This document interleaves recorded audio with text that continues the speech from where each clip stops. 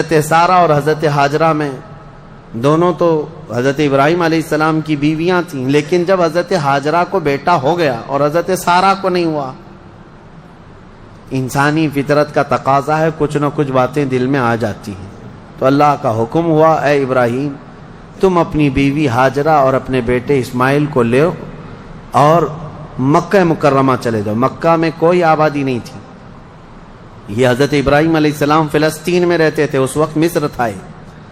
جب مکہ مکرمہ میں آئے، خانہ کعبہ کے قریب حضرت ہاجرہ حضرت اسماعیل کو چھوڑ دیا، کچھ زیادہ راہ جو ساتھ میں تھا وہ کھانا توشہ دے دیا اور کہا مجھے اللہ کا حکم ہے، میں جا رہا ہوں۔ واپس چلے گئے اپنی بیوی اور چھوٹے 6 مہینے کے بچے کو۔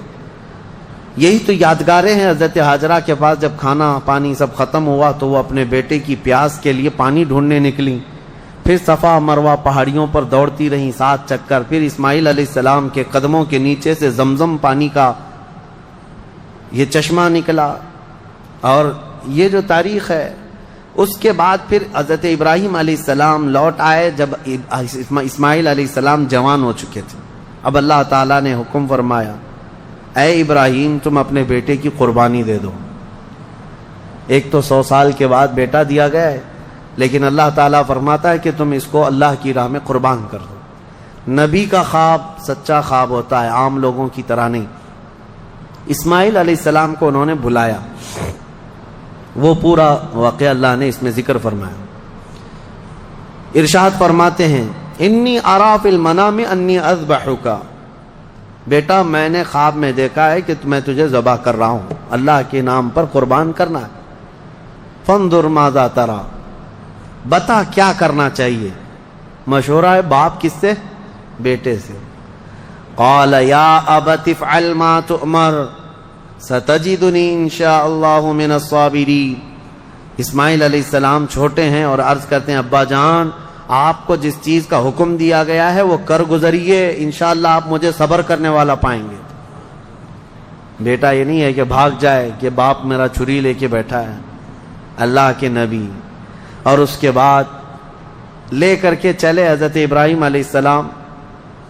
پہلے تو یہ روایت میں ہے کہ انہوں نے 100 اونٹ ذبح کی ہے اس خواب کے لیے، دوسرے دن بھی 100 اونٹ ذبح کیے، پھر یہی حکم آیا تو تیسرے دن اسماعیل علیہ السلام کو لے کر کے آئے مینا کی وادیوں کے پاس، اور وہاں جب پہنچنے لگے حضرت ہاجرہ بھی تھیں پیچھے پیچھے۔ ابلیس آیا، شیطان آیا، ابراہیم علیہ السلام سے کہنے لگا اتنے سالوں بعد تو بیٹا ہوا اور تم ذبح کرنے لے جا رہے ہو، تمہیں ہو سکتا ہے وہم ہو، چھوڑ دو اس کو، پھر تمہیں بچہ نہیں ہو سکتا۔ تب حضرت ابراہیم علیہ السلام نے زمین سے 7 کنکریاں اٹھائی اور اس کو دے مارا اور کہا یہ اللہ کا حکم ہے، اللہ کا حکم ہے، اور میرے رب تبارک تعالیٰ کے حکم کے آگے میں کسی کے لیے کوئی رعایت نہیں رکھتا۔ وہ حضرت ہاجرہ کو بہکایا کہ تمہارے بیٹے کو تمہارے شوہر ذبح کرنے لے جا رہے ہیں۔ حضرت ہاجرہ نے کہا مجھے معلوم ہے وہ اللہ کے حکم سے کر رہے ہیں، اور اگر اللہ کا حکم ہے تو ایسے 100 بیٹے اسماعیل بھی ملے میں سب قربان کروں گی۔ ماں بھی تھی، انہوں نے بھی کنکریاں ماری ابلیس کو۔ آخری حضرت اسماعیل علیہ السلام کے پاس آیا، کہا تجھے پتا ہے تیرے باپ کیسے تجھے کاٹیں گے، کیسے ذبح کریں گے؟ حضرت اسماعیل علیہ السلام نے کہا ابلیس، کنکریاں ماری اور کہا میرے باپ عام آدمی نہیں، اللہ کے نبی ہیں، وہ جو کرتے ہیں وہ اپنی مرضی سے نہیں اللہ کے حکم سے کرتے ہیں۔ سب جگہ سے مایوس گیا ابلیس لعین۔ آج بھی وہاں 3 پتھروں کو جو حاجی کنکریاں مارتے ہیں وہ انہی بزرگوں کی نشانی ہے، انہی 3 بزرگوں کی نشانی ہے۔ اب جب لٹایا حضرت ابراہیم علیہ السلام نے تو کس طریقے سے اسماعیل علیہ السلام خود عرض کرتے ہیں کہ ابا جان اپنی آنکھوں پر پٹی ڈال لیجیے آپ، کہ مجھے کاٹتے ہوئے دیکھ کر، خون دیکھ کر باپ کی محبت غالب نہ آ جائے اور کہیں آپ اللہ کے حکم کے خلاف نہ ہو جائے، آپ چھری روک لیں، آپ آنکھوں پہ پٹی ڈال لیں اور میرے ہاتھ پیر کو رسی سے باندھ دیں کہ میں تڑپتا نہ دیکھیں آپ۔ ایسے ہی ہوا، حضرت ابراہیم علیہ السلام نے پٹی ڈال لی آنکھ پر اور ان کے ہاتھ پیر باندھ دیے گئے۔ یہ ذبح کرنے کا وقت ہے۔ بھلا کیا رب تبارک و تعالیٰ بھی کسی کے عزیز کو ذبح کرنے کا حکم اس طرح دے گا؟ یہ تو امتحان تھا، امتحان تھا۔ حضرت ابراہیم علیہ السلام گردن پر چھری رکھتے ہیں، لیکن وہ چھری چلتی نہیں، بڑی تیز چھری لائی تھی انہوں نے، چھری نہیں چلتی۔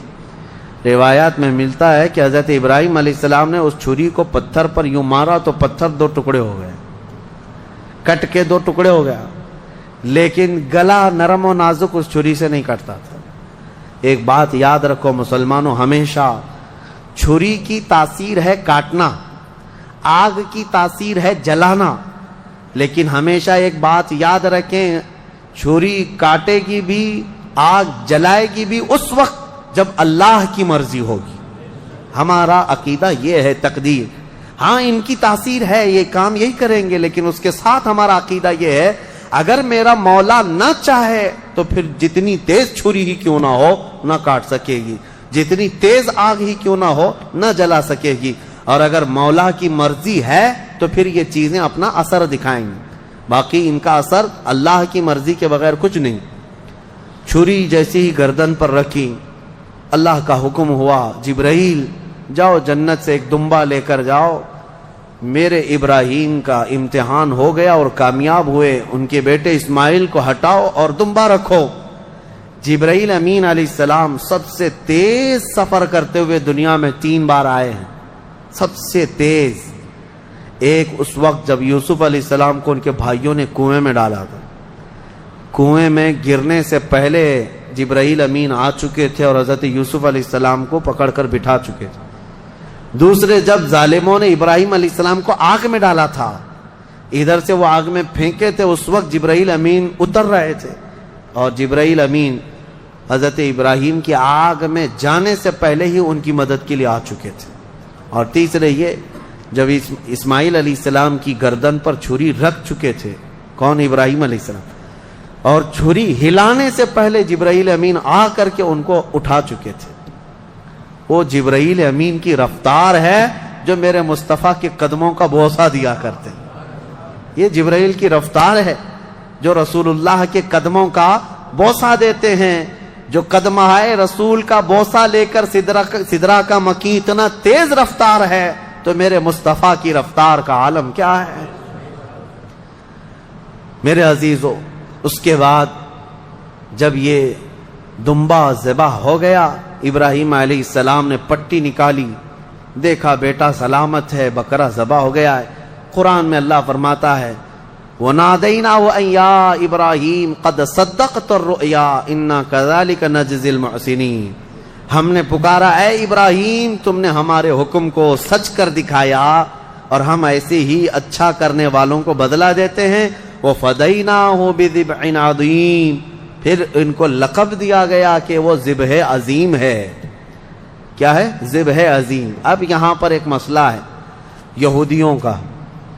یہودی جو ہے اتنے سالوں سے اسی گھن چکر میں ہیں، وہ یہ نہیں مانتے قربانی ہوئی ہے، قربانی ہوئی ہے یہ مانتے ہیں، ابراہیم علیہ السلام نے اپنے بیٹے کی قربانی کی ہے یہ مانتے ہیں، لیکن وہ اسماعیل علیہ السلام نہیں تھے، وہ اسحاق علیہ السلام تھے، کیونکہ ان کے باپ ہیں اسحاق علیہ السلام کی اولاد میں ہے نا یہ لوگ بنی اسرائیل، تو کہتے ہیں جو ذبح ہوئے تھے وہ اسحاق علیہ السلام تھے، اسماعیل علیہ السلام نہیں تھے۔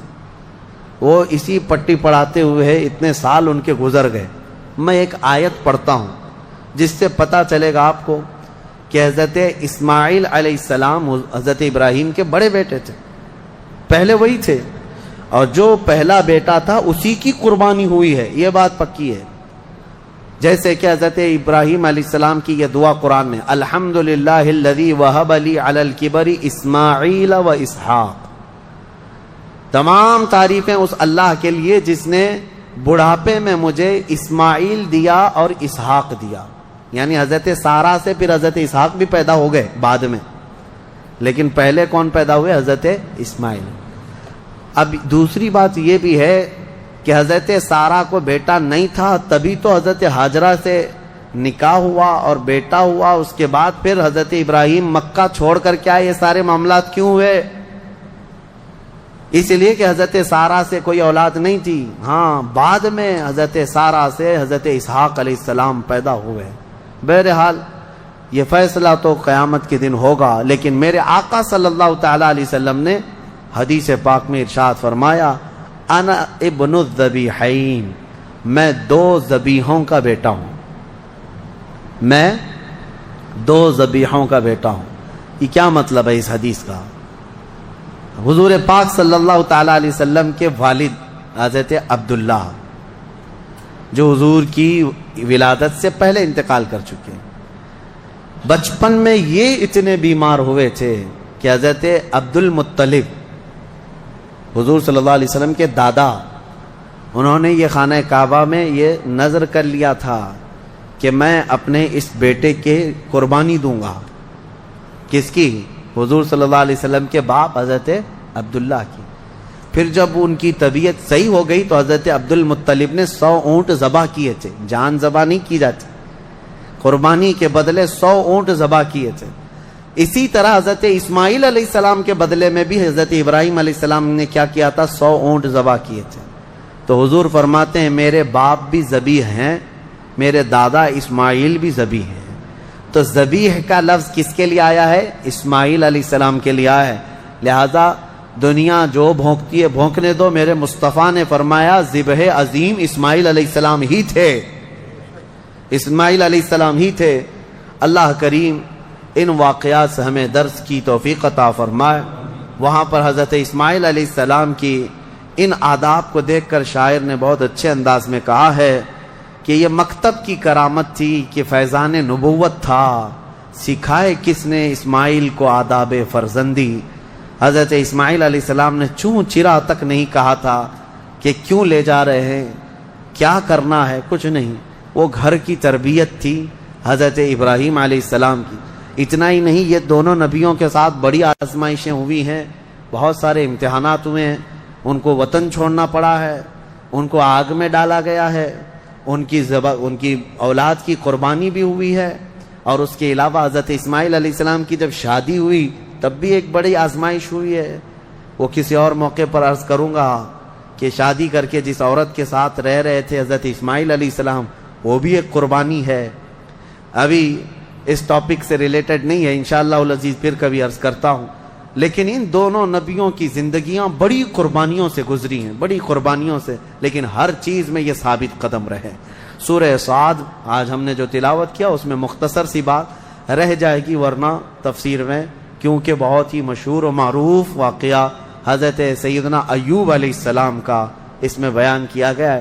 حضرت ایوب علیہ السلام کا نام بہت سارے لوگ اس طرح لیتے ہیں، حضرت صبر ایوب، کیونکہ صبر کا لفظ جو ہے حضرت ایوب علیہ السلام کے ساتھ ایسا جڑا ہوا ہے کہ سب سے زیادہ صبر کرنے والوں میں ان کا نام آتا ہے، لیکن میرے مصطفیٰ کریم صلی اللہ علیہ وسلم سے زیادہ نہیں۔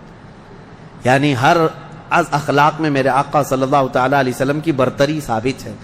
حضرت ایوب علیہ السلام کی آزمائش ہوئی تھی، ان کی بیویاں بھی بہت تھیں، بچے بھی بہت تھے، مال بھی بہت تھا، وہ ہمیشہ عبادت میں رہتے تھے۔ اللہ تعالیٰ نے ایک بار آندھیوں کے ذریعے سے ان کے باغیچے ختم فرما دیے، ان کے جانور ختم ہو گئے، ان کی بیویاں ایک کے بعد دیگر مر گئیں، انتقال کی، اور ان کی اولاد بھی دھیرے دھیرے سب انتقال کر گئے۔ اور اس کے بعد وہ خود بیمار ہوئے، اتنے بیمار کہ ان کے جسم کے گوشت کے حصے کٹ کٹ کے گرتے تھے، بستر پر سو جائیں تو چمڑی بستر پر لگ جاتی تھی۔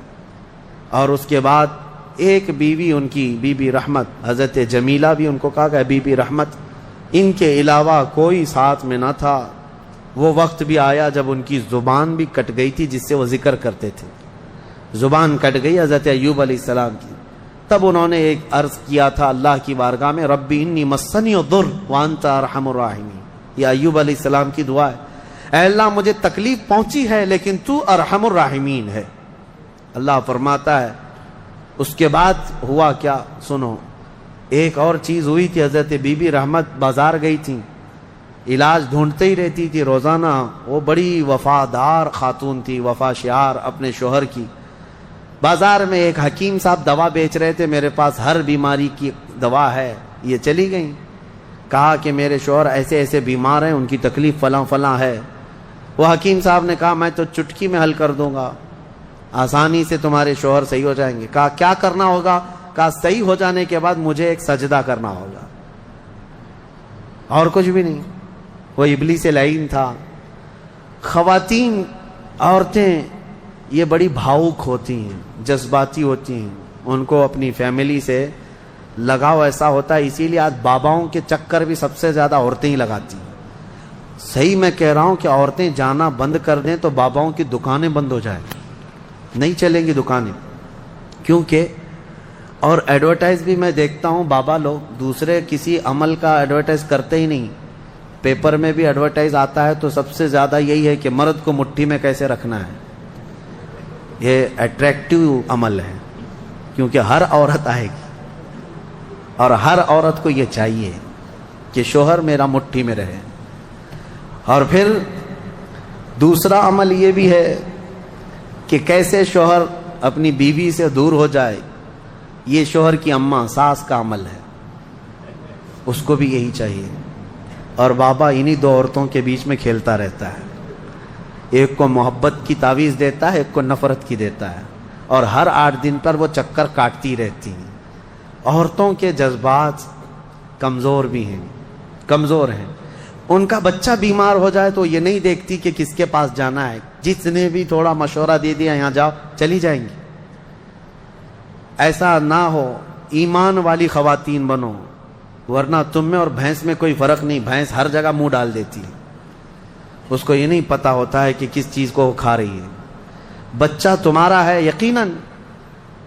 بعض عورتیں وہ بھی ہیں جو اپنے بچوں کی صحت کے لیے کبھی کسی درخت کو جا کر کے ناڑا باندھ کر کے آ گئیں، کہیں تالا لگا کر کے آ گئیں، کہیں کسی پتھر پر تیل ڈال کر کے آ گئیں، سب کیا کیا ہوا ہے، یہ ہو بھی رہا ہے۔ کیوں؟ ان کو کوئی مشورہ دیتا ہے چلی جاتی ہیں۔